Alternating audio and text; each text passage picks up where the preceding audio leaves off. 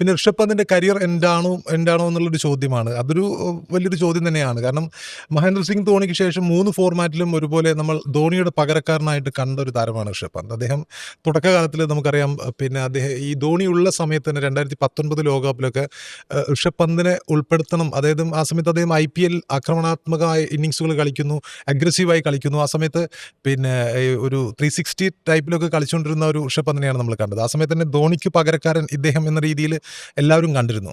2019 ലോകകപ്പിന് ശേഷം ധോണി ഒരു വലിയൊരു ഗ്യാപ്പ് ഇടുന്നുണ്ട്. അദ്ദേഹം വിരമിക്കുന്നു എന്നും പറയുന്നില്ല, അടുത്ത പരമ്പരകളിൽ നിന്നൊക്കെ അദ്ദേഹം മാറി നിൽക്കുകയാണ്. ആ സമയത്താണ് ഋഷഭ് പന്ത് ഇന്ത്യൻ ടീമിൽ സജീവമായത്. ആ സമയത്ത് ഋഷഭ് പന്ത് എപ്പോഴെങ്കിലും ഫോം ഔട്ടായാൽ ധോണി വിരമിക്കാത്തത് കൊണ്ട് തന്നെ ഇയാൾ എന്തിനാണ് ധോണിയെ തിരിച്ചു കൊണ്ടുവരൂ എന്നുള്ള മുദ്രാവാക്യങ്ങളും പ്ലക്കാർഡുകളൊക്കെ ഗാലറിയിൽ നിറഞ്ഞു നിന്നൊരു സമയമുണ്ടായിരുന്നു. അങ്ങനെ നിൽക്കുന്ന സമയത്താണ് അദ്ദേഹം പിന്നെ നമ്മുടെ ഗാബ ടെസ്റ്റും അതുപോലെ ഇംഗ്ലണ്ടിനെതിരെയുള്ള ടെസ്റ്റ് സീരീസൊക്കെ വരുന്നത്.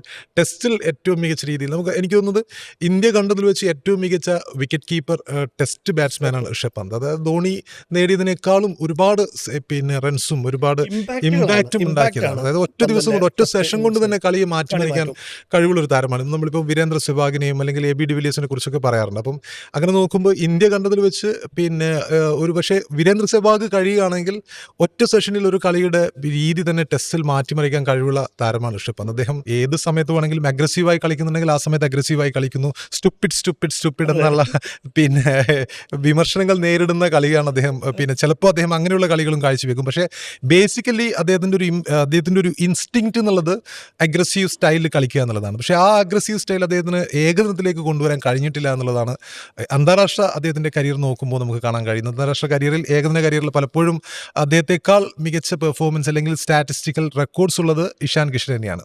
എങ്കിൽ കൂടിയും ഋഷഭ് പന്ത് ഒരു എക്സ് ഫാക്ടറാണ്. അദ്ദേഹത്തെ ഇങ്ങനെ തഴയേണ്ടതല്ല എന്നുള്ളത് തന്നെയാണ് എൻ്റെ ഒരു വാദം.